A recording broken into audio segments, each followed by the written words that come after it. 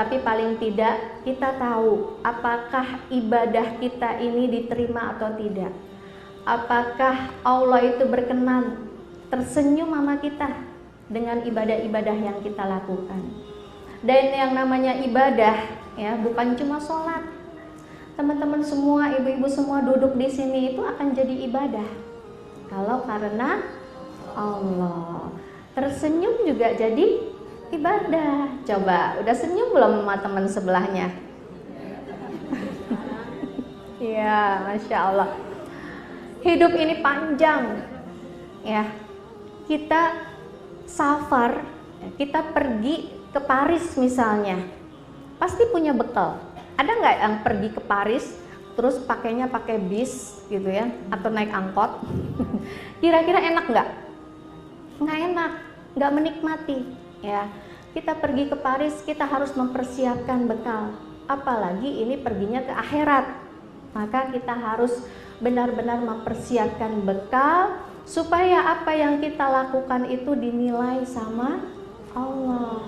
Jangan sampai kita udah lelah, kita udah bekerja ya, kita melayani suami. Nah nih banyak nih ibu-ibu nih yang suka ngeluh, aduh dikit-dikit harus izin sama suami, aduh aku nggak boleh pergi, aku nggak boleh kesana kemari. Padahal kalau kita memandang bahwa sebenarnya kita ini sedang diratukan sama Allah, bukan cuma sama suami. Kita di rumah diratukan ya, dimuliakan ya. Kalau cara pandang kita adalah cara pandang Allah, semuanya terasa nikmat. Jadi bagaimana kita mencoba untuk menikmati ibadah ya, menyenangi ibadah. Jadi hidup itu adalah menyambungkan.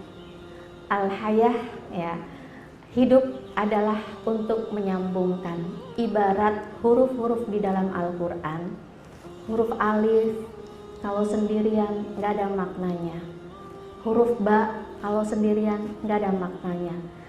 Tapi kalau misalnya disambung, huruf ba, huruf sin, huruf mim ya, sampai membentuk kata, sampai membentuk kalimat Bismillahirrahmanirrahim, itu kan disambungin ya, baru kemudian akan menjadi bermakna. Sama seperti teman-teman semua, jemaah semuanya ya. Kita ini tadinya nggak kenal, benar? Ada yang dari komunitas forum sahabat keluarga, ada yang dari komunitas An-Nabawi, ada yang dari komunitas olahraga. Olahraganya aja ada yang goes ya, ada yang berenang ya, macam-macam. Ya, ada di sini ada chef juga nih, master chef, masya Allah ya. Jadi ketika kita awalnya nggak kenal, lalu kemudian kita berusaha untuk menyambungkan hati ya, itu menjadi satu kekuatan yang hebat. Indah sekali ukhuwah itu ketika kita mau menyambungkan hati ya. Makanya kalau kita ada sakit hati sama orang ya, sakit hati sama saudara seiman, udah pikirin aja. Kalau misalnya nih, bayangin nih, kita punya saudara misalnya 5 itu ada satu yang agak-agak bandel ya, apa mau dibuang? Kira-kira kalau kita punya saudara itu bandel, saudara itu ngeselin kita, mau dibuang? Enggak, tapi diapain? Tetap disayang ya. Begitu juga dengan kita, dengan kehidupan kita.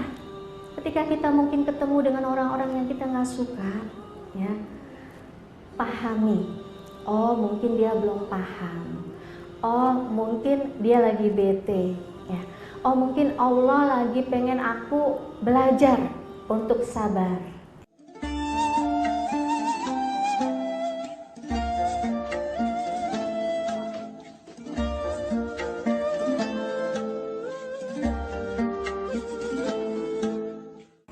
Itu cara kita menyambungkan sebagaimana Al-Quran setiap hurufnya bersambung.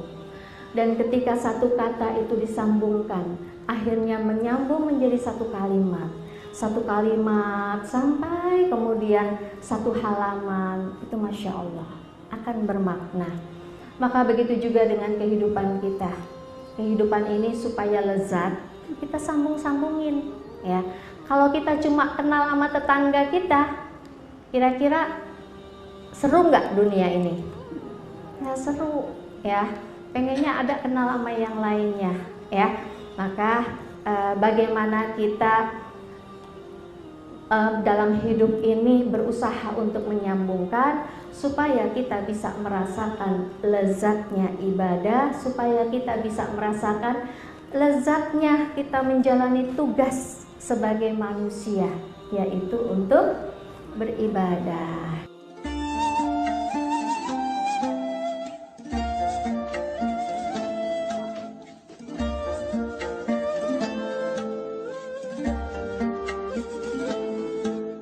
Ya, bidadariku yang solihah, bidadari surgaku,